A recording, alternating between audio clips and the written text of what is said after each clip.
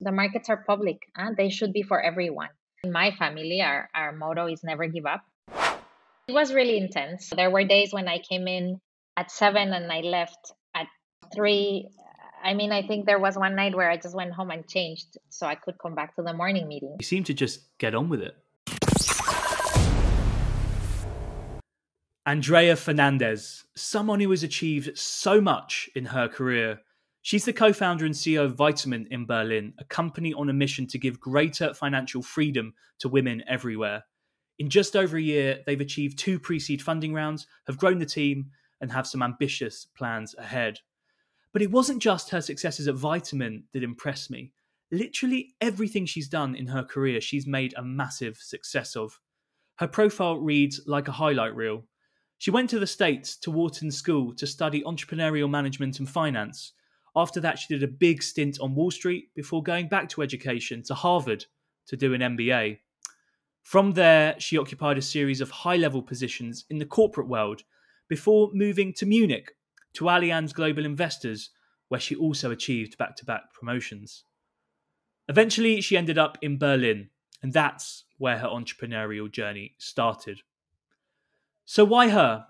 Why has she achieved so much when maybe others around her haven't? Is there anything special about her? Is there anything from her early life?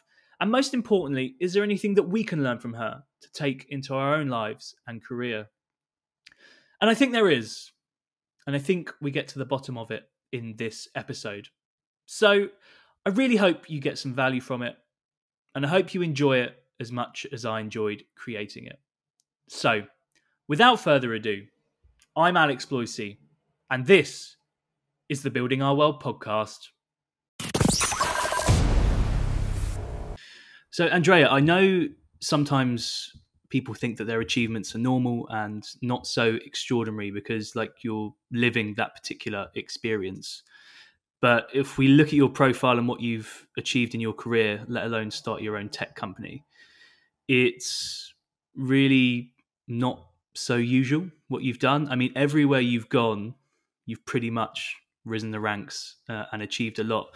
So one thing I wanted to start off by doing was find out why have you achieved and done so much in your career where maybe others particularly haven't? Could you maybe point to something, I don't know, in your like formative years or family life that has really underpinned that drive in your career? Well, thank you for that. That's super kind. And yeah, I think there are definitely a few things that have helped me throughout my career, and like some of those basic principles that I learned young when I was small. Um, and I think one of those things is like, uh, this one was I owe a lot of it to my mom because she's like a super, um, I guess I could call her visionary. Like she knows very clearly what she wants to get generally always. And so I think both my parents showed me sort of that you always have to give your best in whatever you do, kind of give it your heart and try to do your best. And that's something that I have, you know, sort of strive for in actually all the things I do. And it's something that I try to pass on to my children. Um, and I think that has been sort of a guiding light for me. And the other thing is the persistence topic. Like I think for us, also in my family, our motto is never give up. And so we try. I think persistence and like keep going and try to figure out new ways of doing things is like super important. And I must say also discipline is important. I I think that those three things are really at the very core of kind of what I do and how I act, but of course also like a strong set of values to that my parents gave me from very early on. Um, which I think really drive you to try to do your best and to be out there Mm. for not just like the thing you're doing, but the people around you. And that has been the case for me in all the jobs and all the different things I have done. Was it a case of? I mean, how comfortable were you in terms of socioeconomic? Was it? Were you comfortable, or was it harder? Because often that shapes how people Well, turn out in the future. that's interesting. My background is really, it's really fascinating for me, at least when I think back at it. So my dad is one of 13 kids in Latin America. So he was the oldest. So and my mom is from a very close knit family. So firstly, we had very tight uh, families on both ends, um, and I think that and the values that they gave me are make a big part of who I am. But also, it wasn't like things were for granted. Raising 13 kids is not exactly that easy, and my grandfather was a farmer, and he actually had a lot of land, but he still had to go every day, get up at 4:30 a.m. or 4 and go to the farm and work really hard to feed Mm. his family. And I think that was um, I saw that growing up. I saw also my grandmother, who I admire a lot, as an example of hard work and of like doing it with a lot of joy and a lot of patience. And I think those values and the thing, like growing up and seeing that and seeing, my dad kind of do his own studies, pay for his studies, find his own way. um yeah, that was a really big driver for me, and to be honest, I think also a big driver for of what I do today. Amazing. What about in your childhood and maybe sort of teenage years? If you look at yourself and your peers around you, could you see any points of difference early on that maybe has led you to go on and do lots of different things? Is there anything you could particularly point to? Well, I think there are a few topics. I mean, one is that I had the opportunity to live across the different countries from early on. So at 12, we moved from Costa Rica and we went to live in Bolivia. Then I lived in Mexico and spent a lot of time in other countries in Latin America where my parents lived, like Dominican Republic and Brazil. So I think from very early on, I got this like kind of broad picture across of the world beyond me. I would say maybe it was more Latin America at that point, but it really opened my eyes to see different ways of living. Those countries that I lived in, people don't necessarily like live across the board in the best conditions. So like you see a lot of poverty, you see a lot of people in different kind of stages. So I think that really opened my eyes. And I mean, I think I always had this big thirst for learning, which to be honest, I have to this day, right? Like I feel like every day I have to learn something new. That's just like that. There's a big value for me, like growth, and that's why like I read and learn and like figure out how to do things differently or whatever.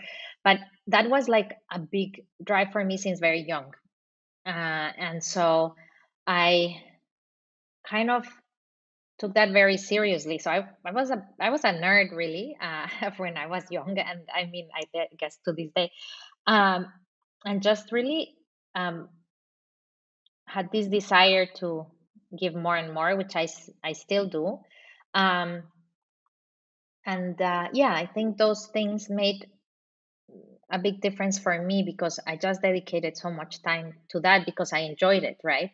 And so I was, yeah, that yeah, those things I think have been Mm. critical for me.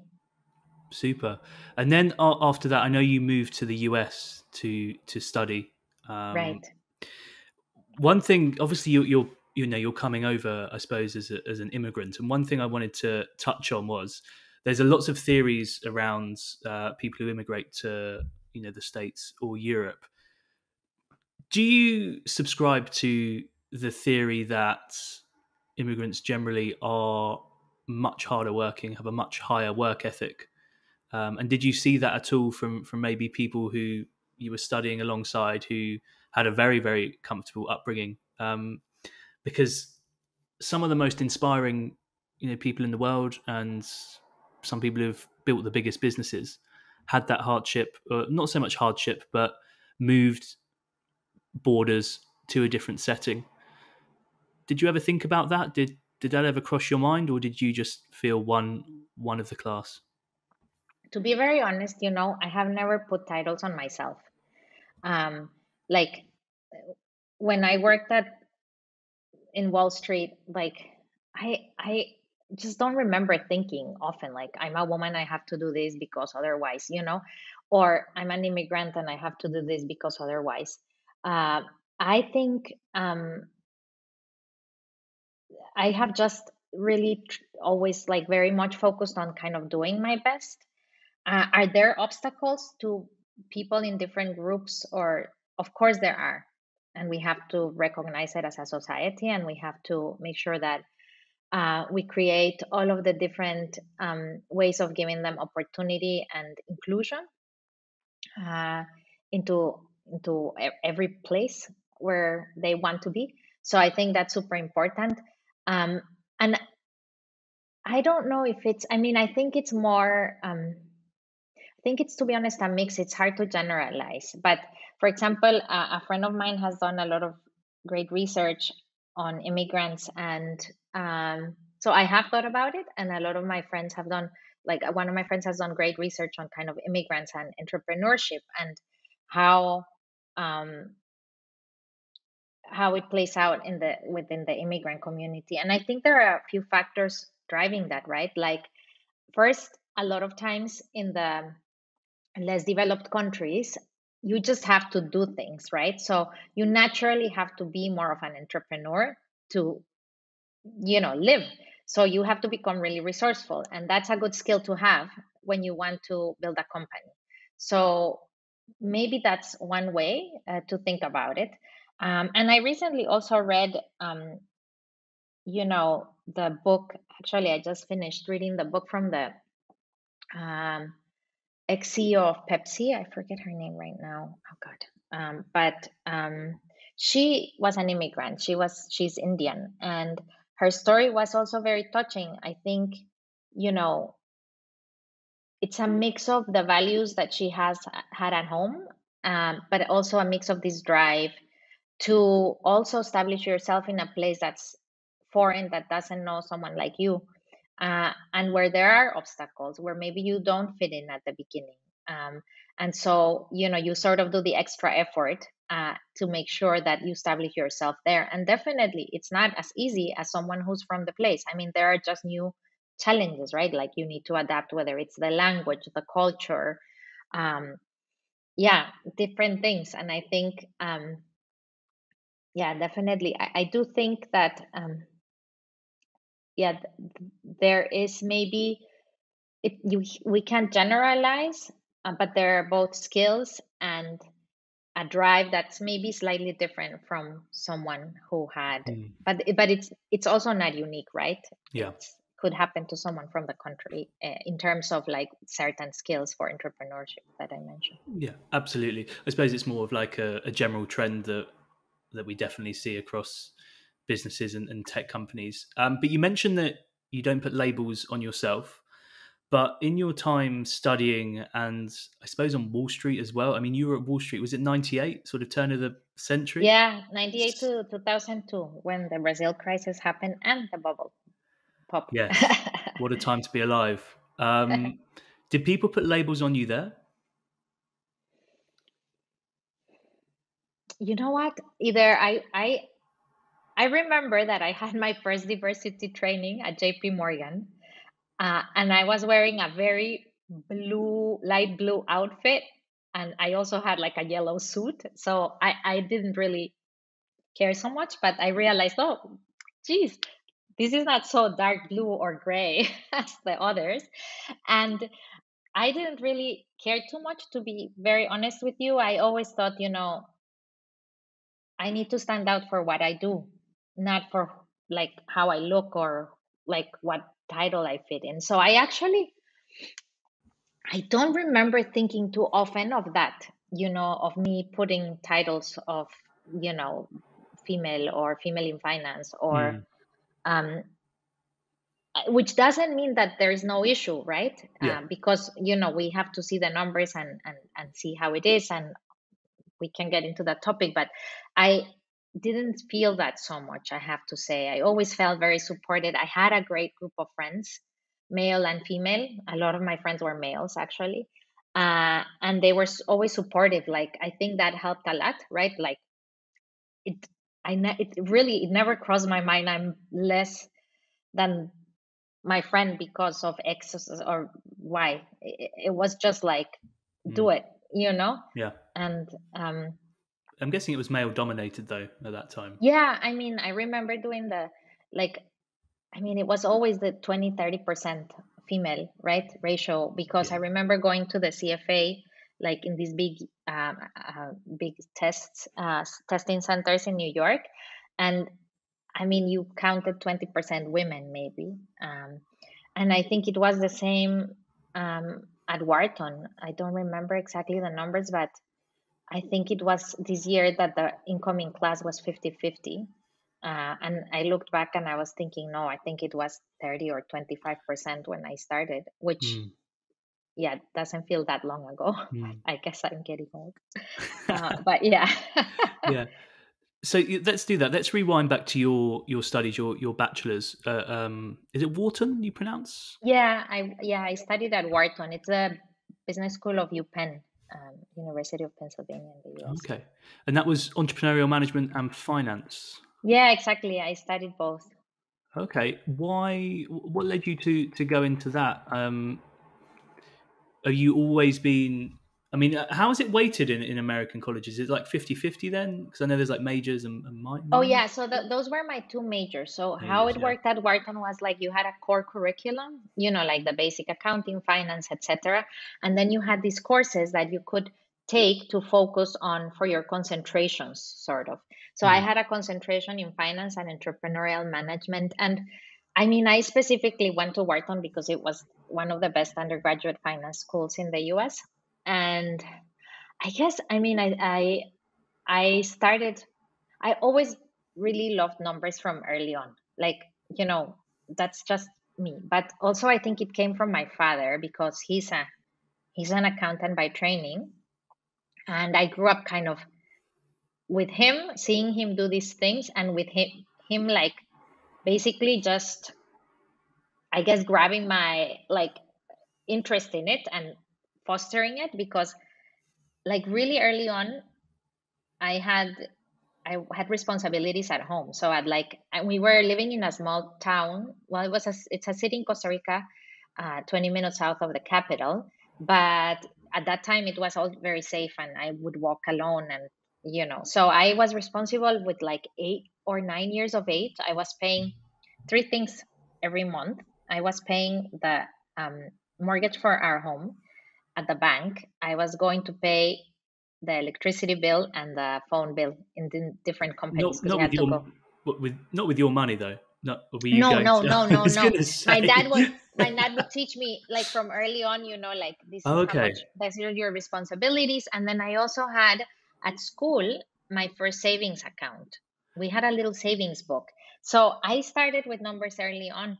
And I do remember like, my dad got his first computer. It was a Commodore. I don't even know. It was like a box of things, of a box in the um in the when was it? 80s, late 80s. And then you know he was learning about it at home, and then he had Lotus 1 2 3.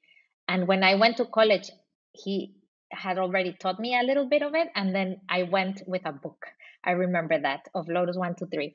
And so he taught me all these things. Like, I don't know, he was like, it was a point of connection between the two of us, actually. And um so I had that as kind of, so then I decided I want to study finance. And then I also had a very um, big interest. I had admired from early on people who had their own businesses. And My father had early on helped someone who had found like had started the supermarket, which when I was little was the biggest supermarket in town, and had helped him like with all the finance and accounting setup, etc. Mm. And I used to go there, and I kind of knew this gentleman, and I admire them because I was like, oh my God, they're creating so many jobs, they are creating so much good. In fact, I worked there one summer, just you know, in one of the areas of the supermarket to learn and to just, and that really motivated me to like, from that, I don't know, from then on, I really had this idea of like, I want to start my own thing one day, something what that brings good to society, that gives jobs, that Mm. and I do think business is a lot of that. And so I had those two motivations, and probably different Yeah. other ones, to go to study this. Did you think that? Did you put like a time scale on when you wanted to start a company? Because No, yeah, no.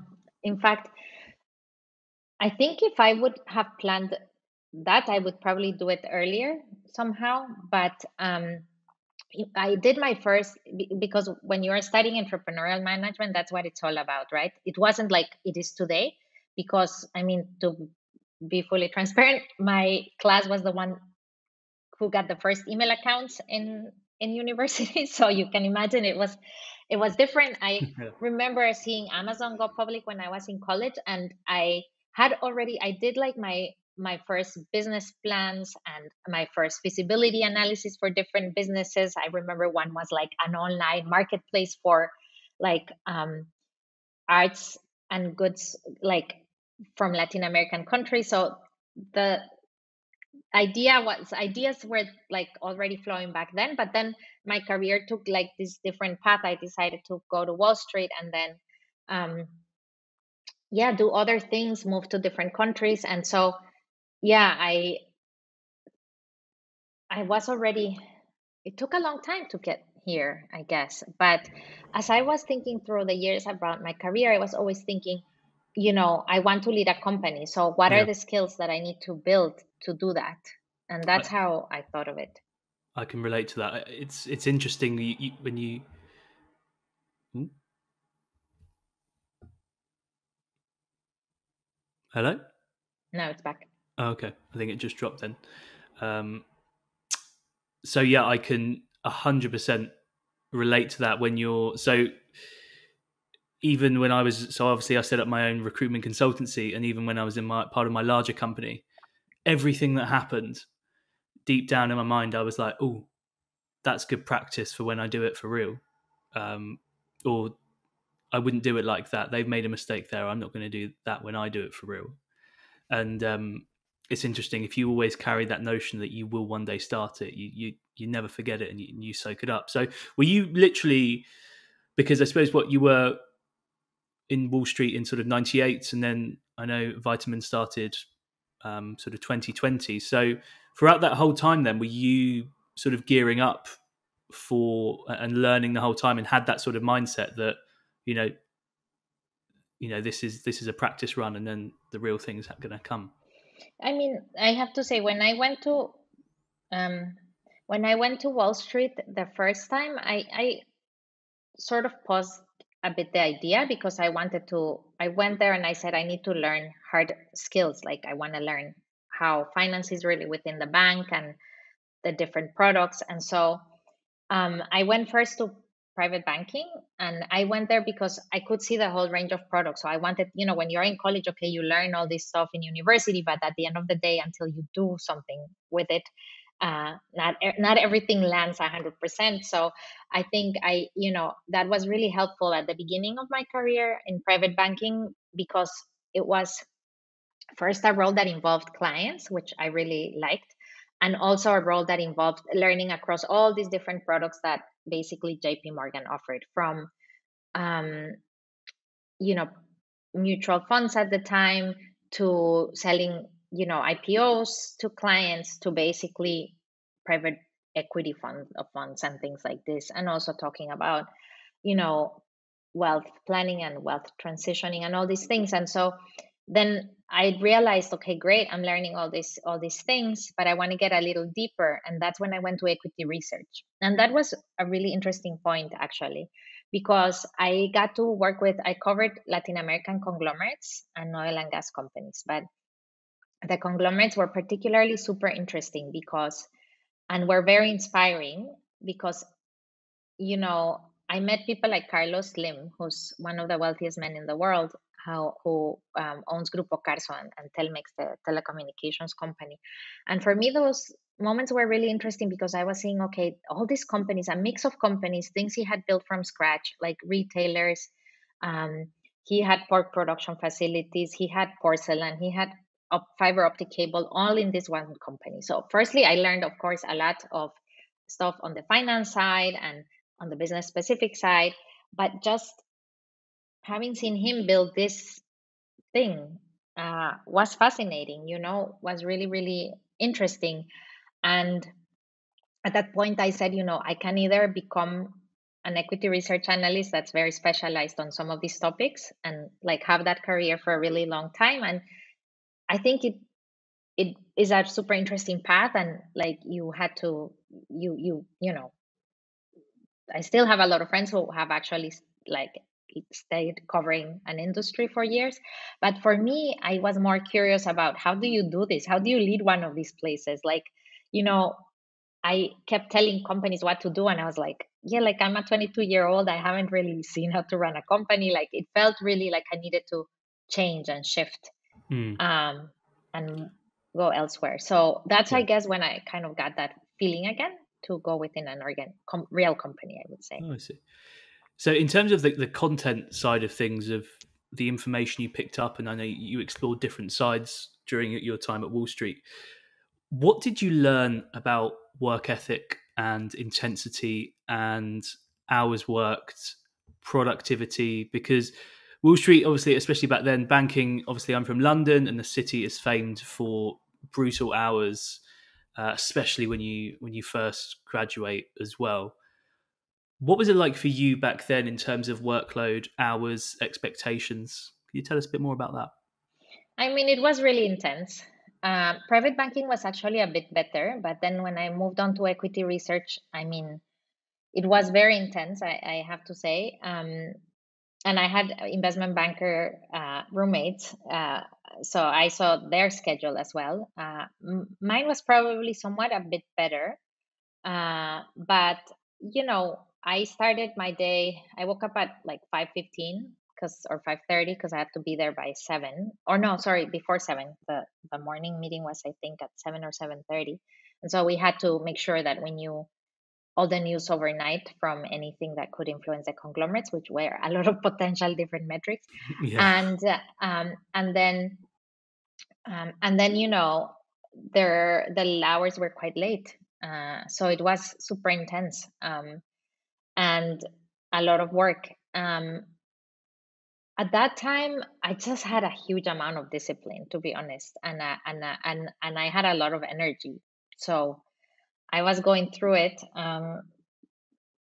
Not having had, my only responsibilities were basically working and enjoying life, and doing all the things that other things that I had decided to do, like, you know, doing my CFA or applying for a business school and these kind of things, which made it quite intense. But um, so I think I learned, and I was actually, I mean, because equity research is a bit different than banking. In banking, what I heard is there's a lot of downtime, and so like you're hanging around and doing things. We were more productive because we were just working and Yeah. building the models and writing, and it was actually, and I don't mean it in a negative way to the bankers, it's just the flow of business is a bit different. But I learned, you know again, to like keep going, like figure out ways to do it. But I mean, of course, I think I have had to unlearn some of the of the things that you learn when you work so hard, because it's not only through it's not just working hard that that Mm. is the goal. Do you look And I, back at some of those? Sorry to jump in. Do you look back at some of those times and think there were times where we just weren't productive because we were working so much? I know as a lot is made now of productivity versus hours worked, and I know times have moved on a lot since your time there. um, I think it depends on the. Um, I think it's a very personal thing. I think I was actually extremely productive then, but I also think I was much younger, so my body could take that. Like literally, I now think about it very differently, because I have realized and learned, to be honest, that like the importance of things like meditation and the downtime. And I also now realize how creative I can get when I'm doing something else, or when I'm with my children, like, or take a pause, like. And I didn't know that then. Of course, I was also doing it. I mean, I learned that from my father. Like, he was always quite good at balancing things. And so I always had very much in mind um, that I wanted a balance, so to say, or at least more than what I was seeing there. Yeah, And yeah, but I mean, if I think of it, knowing what I know now, right?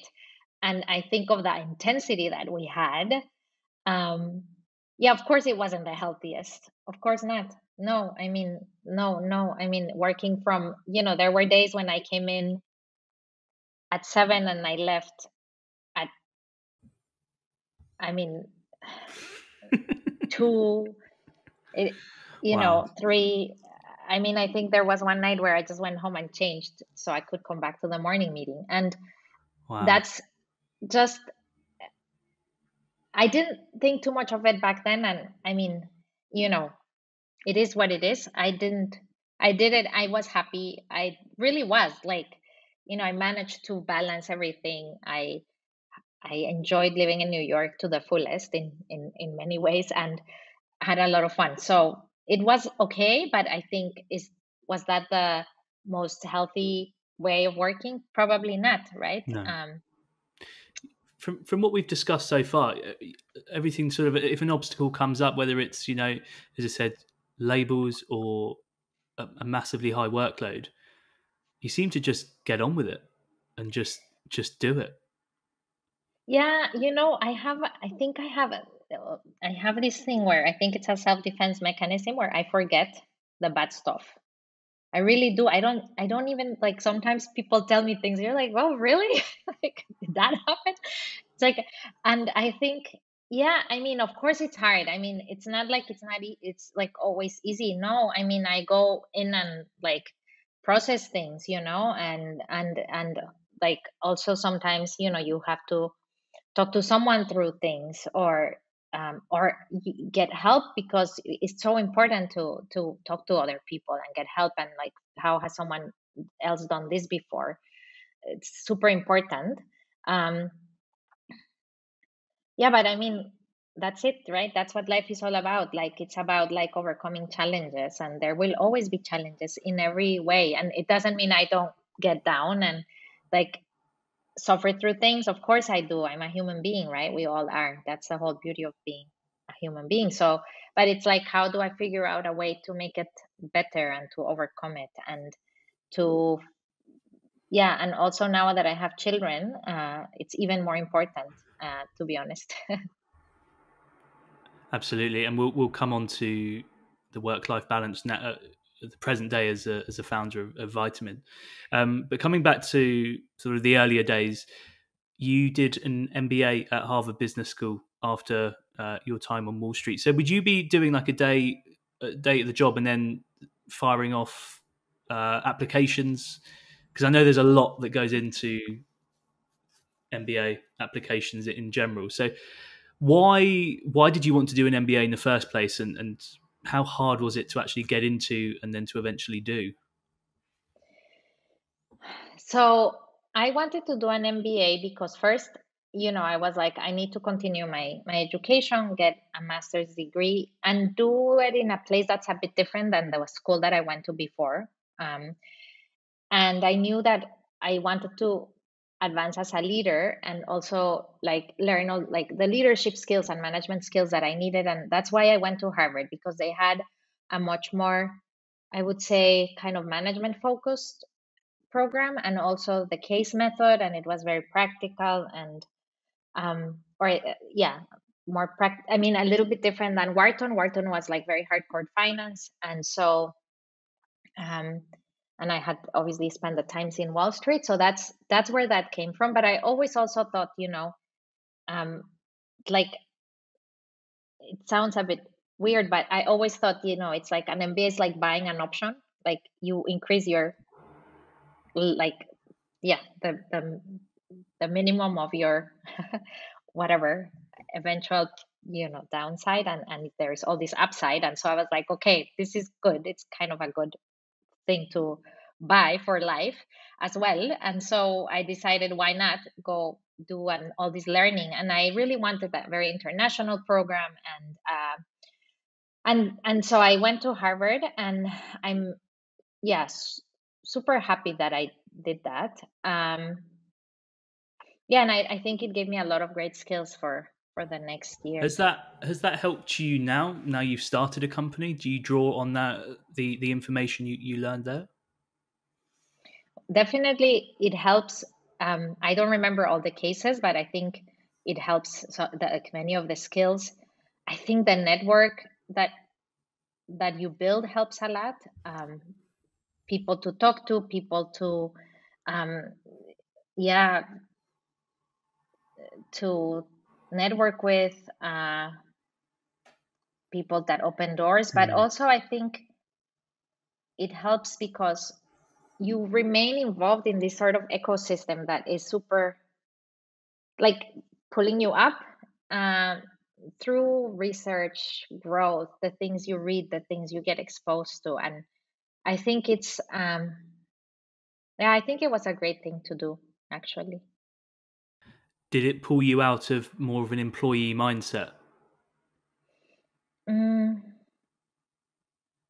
I think a little bit more, but I think what it did, I mean, I remember always, I don't remember the exact wording of the mission of the school, but I remember that it had to do with creating leaders that go out there and do things to improve the world. And so I took that kind of seriously. It kind of stayed in my mind. So it's like, what am I doing that does that? Um, and I think that was very helpful for that reason. Of course, I have seen great examples of founders and female founders that um, came out of like the business school, and have had some in my network, and that is a very inspiring thing. And obviously seeing role models also is like a very inspiring and motivating thing when you want to do something of your own. um, I can think of a few names, but yeah, that's really impressive. And so you kind of feel like, why not? Absolutely. So if we move on then to life post Harvard, you were marketing and product at Colgate, and then chief merchandising officer at Fresh Direct, and then was it around 2008 2009 you moved to Munich? Yeah, in uh, December 2008. 2008, to Allianz. Was that in the midst of the sort of financial crisis as well? How? I mean, Yeah. I'm 27 now. So when the crisis happened, I didn't really notice, to be honest. I mean, that sounds so horrendous, but it just you just didn't register. Um, I worked obviously through the pandemic and the sort of short massive recession there. What sort of worries me and scares me a bit about 2008, and if it happens again, is that it was just so cyclical and it took so long to recover, and for the economy to cover, it took years. Someone who's obviously in the finance world and knows a lot about it, what was it like working through that, and working through the recovery? Yeah, actually, It was interesting because, um, well, we were in New York, like I was in New York in 2007, 2008, but I was in a different industry, right? Already. I was in at Fresh Direct, which was an online food retailer. And of course, we felt it also a little bit there in the business. But I think I remember feeling it more by hearing the stories from friends. Um, You must that have still known people in Wall Street at the time, yeah. Yeah, a lot. I Yeah. still do. Yeah. And I have a lot of good friends there still. And, like hearing like, oh, like I lost my job, like people who were at Lehman Brothers, sorry, or Bear Stearns, like I remember this. And so that put it, I think that was for me, it put it a lot in perspective.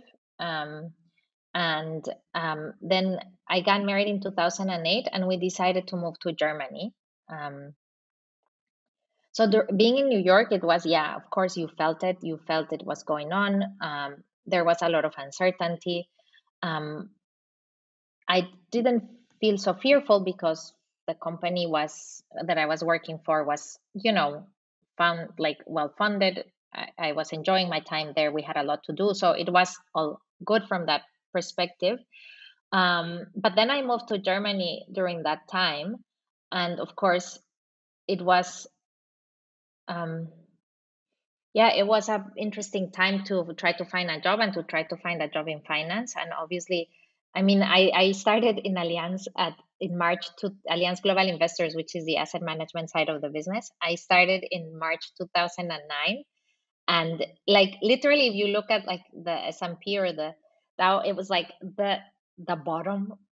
Like from then it went up, so it was not the best time to find a job necessarily, but it went pretty fast, I have to say. And Allianz kind of was popping up everywhere for me when I came to Germany and to Munich specifically Yeah, because they're such a massive, big yeah. employer. Mm. Yeah, so it was I think a great decision. Um, yeah, I think it was not the best time, and that had some impact um, financially, but I think it was fine, right? I Mm. mean, I was in a new country. I was. Uh, yeah, entering back into kind of the financial industry in a way like more intensely. So yeah, it was but I think having seen this crisis, and I think this is like what I emphasize a lot to maybe getting into finance, but I have been 98, 2001, 2007, now last year, and who knows what comes next, to be honest, because there is quite a lot of uncertainty at the moment as well. Yeah, um, yeah, you make it through all of them. Like it's fine, right? Like the world keeps going and the markets deliver if you hold on to them for the long term. And I mean, that's really big learnings. In fact, go shopping because it is a little cheaper sometimes. So like, it's like that perspective that I have gained over the years has been super helpful for me, not only in life but also for the business. And so, I mean, again, you can look at crisis as opportunities, and yeah. absolutely. I completely, obviously, I'm fairly newer to the workforce. So I graduated in 2017. So I went into the recruitment industry like peak boom years. Like I was loving it. Just everyone was hiring. It was brilliant. And then pandemic hits and pretty much my whole client base shuts shop for a bit. And at the time, it was horrendous. It was the first massive setback in my career. Like there was a morning where we had, so we had people signing contracts in December, and they were 3 month notice period, so they were starting April the 1st. About March 25th or something, contracts dissolved, done. Obviously can't send the invoice if no one's starting, and it was just horrendous. And I remember always before that listening to podcasts of people, and they'd always say like, the biggest failures or the biggest setbacks, I'm so glad they happened. And I was thinking, what a load of rubbish. But now I look back, it was the best thing that ever happened to me. It made me start my business way sooner than I would have done. But Mhm. yeah, it definitely, the downturn does sort of fly by, and I suppose you just adapt. I mean, I haven't been obviously working in like a proper cyclical like financial crisis yet. I'm sure it will come, and we can we can cross that bridge when we come to it. Um, but yeah, listening to people such as yourself who have obviously been through quite a few downturns. I mean, I don't know much about the dot com. Was it the dot com bubble when it just burst in the early 2000s? Because 2000, yeah, did everyone just set up a company and thought it was going to be a massive success? yeah, exactly. I mean, there were companies with huge valuations, not Yeah, to say, which is why sometimes I wonder what's going on today. But hey, yeah, I think it's that. it's a different time. It was the first time the internet wasn't proven. Amazon had just, I think they went public in 98 or 97. I can't remember the exact date, but it it was all new. So, it was still very unknown territory, and obviously some of those high valuations were not sustained. Mm, Um, and that was a big one. But you again, right? Like the world has evolved. I mean, I mean, what's fascinating now is the speed of change that happens today. Like the it's just crazy compared with what happened probably the last 20 years. Like it's that's really really fascinating, and yeah, that's why we need to bring everyone along too, I think. yeah, absolutely. I mean, I see what you mean about. I mean, the funding this year, in particular, for tech companies has been off the chart, like billions and billions. Companies are getting a billion in one round sometimes.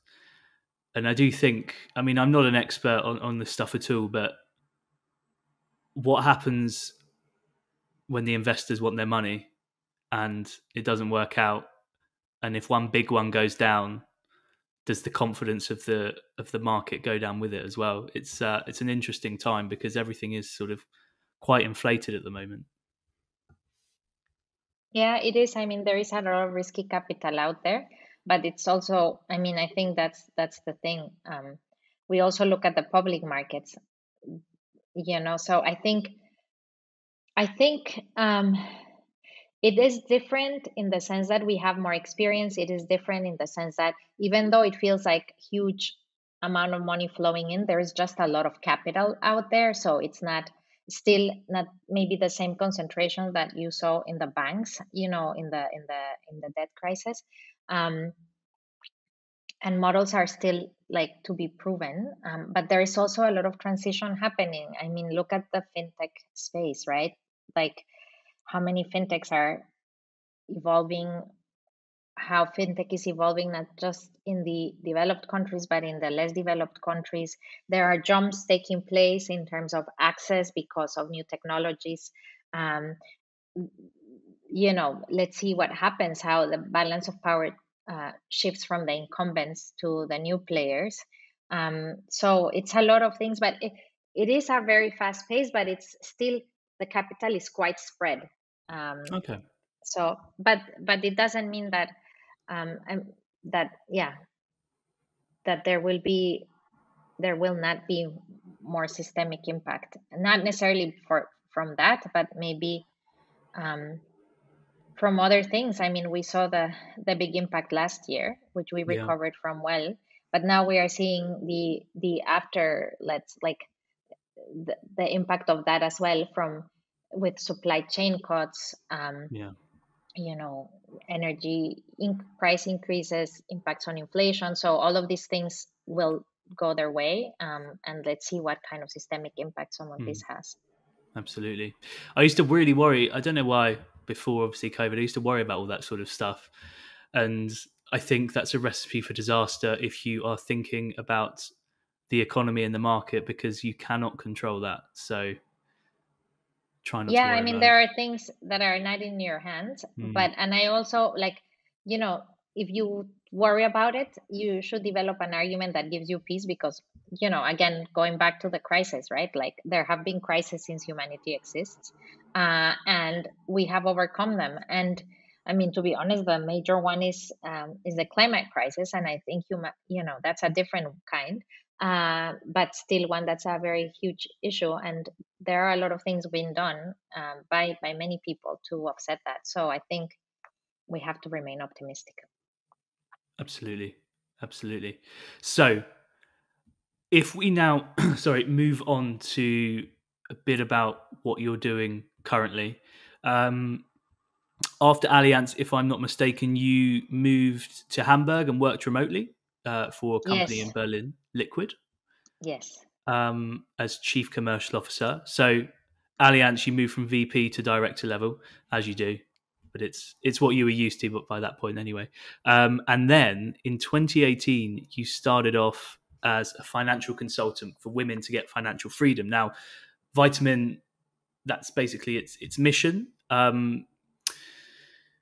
So one thing about people who are very mission driven and have a vision, I mean, so much so that you've made a company out of it and paused or stopped a pretty illustrious career.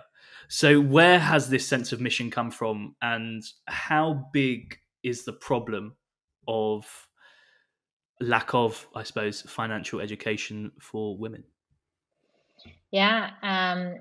So it it came to me. So in 2015, and after my second maternity leave, I had quite some time to think, but also and I was like developing my vision board and doing all these things, like where do I take my career from here. And um, I was speaking with my sister, who is like also super super bright and also has done amazing things. And she said, I saved some money and I want to get it invested. And I said, well, what about starting with an ETF? And she's like, what is that? And then I explained, and she had no clue about too many things. So I think, and she's like really smart, right? Like she does amazing things, but she just never really focused on that side. And it was quite surprising to me, first because of course I thought, okay, she would know some of this because she's my sister and I kind of deal with these things. And I thought, and yeah, so I realized she doesn't know. And then I start that like kind of question path started for me. And like, if she doesn't know, that do her friends know? Do the other women know? And do my own friends know? Some of them. And so that's where the question started. And then I was like, okay, bringing together like the thinking process and exploration process I was going through, I decided like, and then this, and then I was like, okay, well, I think this is an area where I can have some impact actually, right? Like I have been very blessed with having this career, these skills, and here I can add value back to the world. And that's basically when I decided to start focusing on this topic. And then I went to Liquid, where I was chief commercial officer, and I realized, okay, I learned a lot more about how a fintech is set up, and also realized how big a gap this is. And then I started to coach women and consult one-on-one with women on these topics, and realized that it was even a bigger topic, and started to think about the idea of the business. And yeah, So were you doing that on the side of your job, like no, I left. freelancing? So no, so I at Liquid I was fully focused on the business because it was startup. It was actually very intense. But then I stopped and then started to work with women one on one. And did a couple of other things, projects in between. But I started to focus on it, and yeah, and then I met my co-founder last year in the August, end of August. And I mean, for me, the gap is huge. It's still huge, and it will be huge for many years. In fact, I think the gender gap report from the World Economic Forum says that I think the gender gap, the salary gap, will close in 200 years across the globe. So, some like if we keep going at this pace, so there Wow. is still a lot to be done, right? Like, I mean, if we look back at Germany specifically, women could not get a job without their husband's approval until 1977. I was already alive, right? Really? Yeah. Like in Wow. 1970, starting in 1977, a woman could work without a permit of her husband and by her own decision, so to say. And um, and a married woman. And um, that's pretty recent. Yeah. And in Germany, 63% of women get less than 900 euros at retirement. That's not a lot of money. There is a significant issue. And there are these three main gaps, right, that influence women. Like one is like the pay gap, which in Germany is still between 18 and 20%. Then, there is a career gap. If you take some time off and take care of your children, then you don't accumulate those years the same amount of money for retirement. And then there is a care gap, which is either for your children or for other people like older generations. So, um, and the care gap also meaning, I think the amount of women are like 4 hours and 20 minutes of do at home, like like mothers.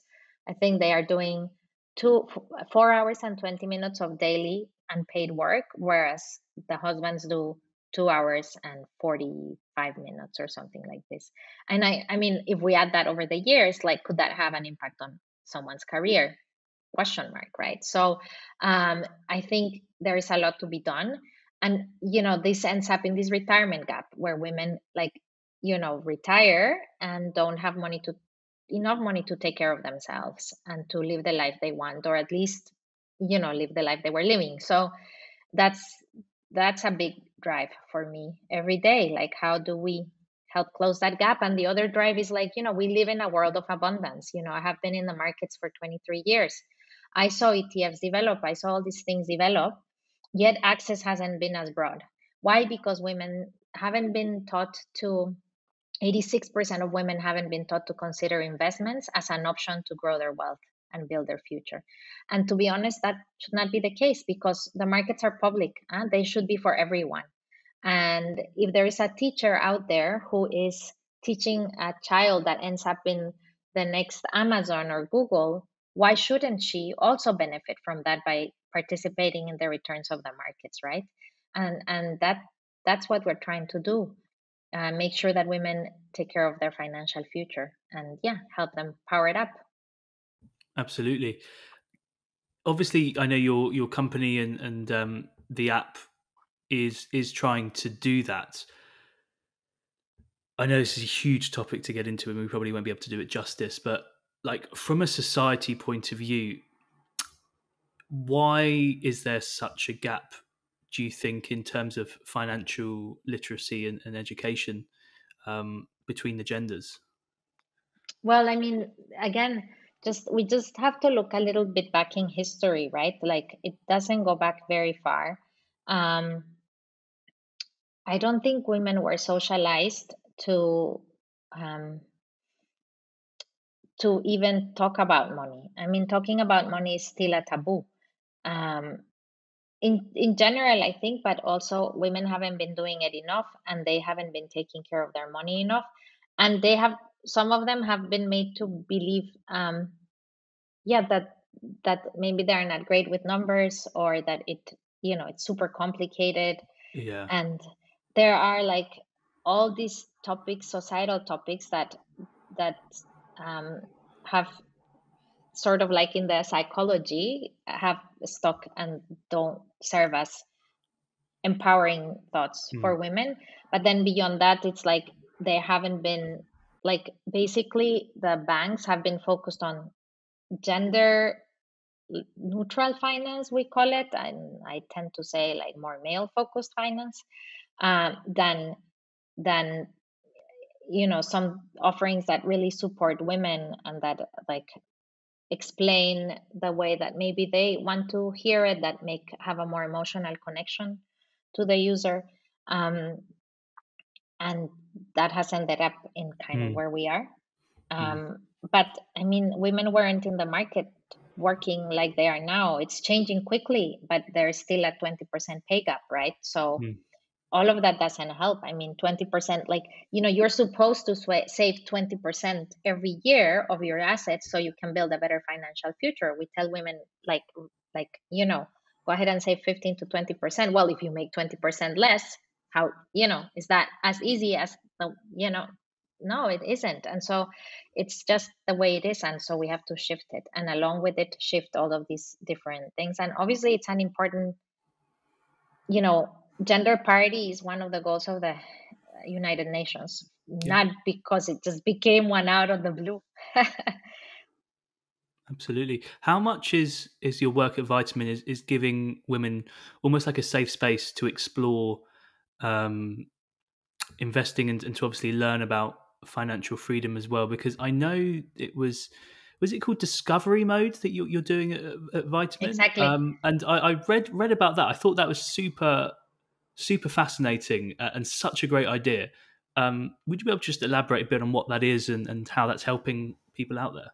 Yes, of course. Yes, so that's exactly what we're trying to do with the discovery mode. Is basically you go on and you kind of identify your um, investor personality, and we ask you some questions to get to know you better, and that help us guide you. And then basically the discovery mode is a way for you to try investing and to learn as you do it, as kind of you on board, because um, we want to teach you about some basic financial concepts that are important, like compounding and risk and some of these topics, but also show you the potential that your money can have for you in the future. So, it's really, really fascinating to see a woman come in and say, okay, well, I saved this much and it could become, 200,000 or 100,000 or 50,000 in depending on, your earning capacity and saving capacity. But like that hasn't even been a concept that women have, not all, but some women have been exposed to. And so this is super important, and to also see the potential and to learn about the fact that the markets, if you invest for the long term, they deliver the return, but obviously with risk. And so these different topics are super important for us to teach women and for them to have a safe space to talk about it. We also have things like money talks, or different events where women get to exchange with each other. We think that's super important. Absolutely. No, I remember when I saw that, I thought it was a really good idea, and actually gives that safe space, that sort of comfort blanket for people to do that. Um, so coming back to your time at Vitamin now, and I'd love if you could just talk me through the points of difference between your time as an employee in the corporate world to now your time as a co-founder, as an entrepreneur. What are the differences, I suppose, in terms of on a personal level, like work-life balance, stress levels, responsibilities? Is there anything in particular that has really flagged up as a new challenge for you as you embarked on this journey of entrepreneurship? There are many challenges, of course, because it's quite different, right? Like, I think in a way, in a corporate, and when you have like a job in these big organizations, it's super interesting and great in so many ways, but also you leave and you sort of go home and you disconnect fully. And I think one of the things that's um, very different when you are founding is that you're sort of always on, because you come home and you are thinking about the business. Even in the downtime, it's like, creative ideas for the business or the to-dos, or it's quite intense. And also I think, yeah, you have a different level of responsibility, right? Like, at least that's how it feels to me, because you are building something from scratch. You are hiring a team, um, with, your fundraising. So it's like these different topics that are sort of, um, yeah, very much, yeah, it's just a different level of responsibility. And it feels different. One takes it, I think, very differently. On the other hand, the ability to create change and to see the things that you want to see done and to implement a vision and to have an impact, feels also very different, which is one of the big reasons to do it. Um, and yeah, I mean, you asked about work-life balance. I think I've always worked intensely, no matter what, whether it was like my own company or companies I worked for. But it's maybe just like trying to this unplug a bit more. It's a little harder than it is when you um, work for someone else. And I think that one has to find, like, be a little bit more disciplined about doing that and understanding when to do it. That's and setting the times to do it, and yeah, having kind of scheduled times that allow you to do that too. How much is, because one thing I found when I started my own business, it really unlocked a more creative side in me. I think sometimes when you work for a company or even like a bigger company, it's sometimes a bit mathematical in terms of what you have to do, the numbers you have to hit, whatever. And it's actually been really fun for me exploring, things like marketing or website design. Like, never done that before. How have you found in terms of the creative side of things? Is that been something that you've been able to harness more now being a founder than earlier on? That's a great question. I mean, definitely, right? Like, I guess you could call it creative. You could call it like getting into new areas that you haven't done before.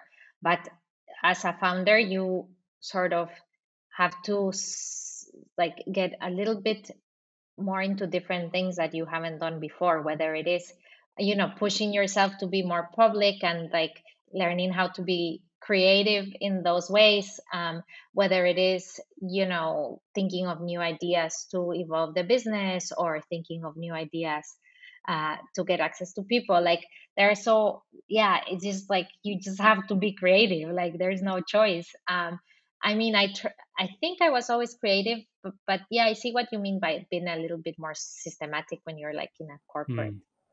Hmm. Hmm. What's the end goal for Vitamin? Have you been open about your end goal, internally or externally? I mean, my end goal is to basically get as many women to invest as we can. And we start here in Germany, but our goal is to go pan-European. And at this point, the world is the limit because the issue is so global. And so immediately, our goal is to really figure out our product, a product that, really serves women well, and that serves them so well that they are super excited to join us and to be part of it, and to be our users. In the long term, I mean, it almost feels like if we didn't need to be there anymore, that would be our goal, right? So if we created a company that makes women, that really changes life for women, or we get to a point where there is no reason for having us because it's parity, but we know we're very far from that. Yeah, so that's what we're working towards. Do you have like numbers in mind? And I suppose you have to give metrics to like investors and stuff. You don't have to say the numbers, but Of course, we obviously, have numbers in mind. We have numbers in mind in Germany. I mean, there are millions of women that have been left behind, so we want to address that market. mm, And in Europe, it's also a very, very large amount of women that still, that are moving billions of euros in savings that are not mm, being invested every year. So the market is actually really, really large. okay, amazing. Now I know we are pressed for time, so the last question, I promise. If I am, and I say this to most people that come on, if I'm someone, it doesn't have to be someone who's like thinking about starting their own company or wants to. Definitely applies to them, or someone who just wants to make the most of their career. Um, Maybe just someone who just wants to think a bit bigger and achieve more, do more. What sort of couple of nuggets of wisdom would you give them? Yeah. Um, I think it's really important as soon as possible to start asking yourself questions like, what is, what is, Yes, fine. yeah. So that it is super important to start asking yourself the question, like, what is my mission? Like, what am I here to do? What am I here to kind of bring, for me and for the world, and to sort of have clarity based on that, on what are the things that you need to develop next. So what are um, the areas of growth and why do you need to have that growth so you can go towards that. There is a very interesting kind of concept, like Japanese concept called ikigai, which is like a kind of systematic way of looking at your areas of passion and your areas of mission, and also ways to make money. And so, how do you bring all these things together? And I think the earlier that you can do that, the better, because at least you start creating a compass for yourself of where you are going. It doesn't mean it's not going to change, right? Like so many things happen in our life. But I think that self exploration, so that you can create a pull towards something that you want to get to. And then, that then start thinking, okay, what's the next best step? Who can help me in this, to learn about this? So have mentors, have people in your network that can support you, and take growth opportunities in your careers, new businesses, new companies. Be curious to the next thing that takes you towards that. Fantastic. Well, we will finish there, Andrea. Wow, what a career you've had, what a life you've had, what a company you're building, and what an amazing conversation this was as well. I would carry it on, but I know you've got a company to run.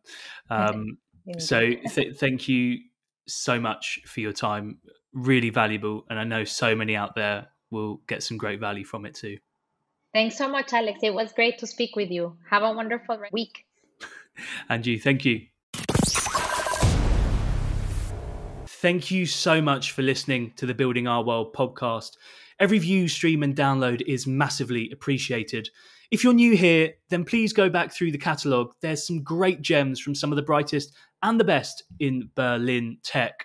And if you really like what you hear, then please do hit that follow and subscribe button. That's it for now. But until next time, goodbye.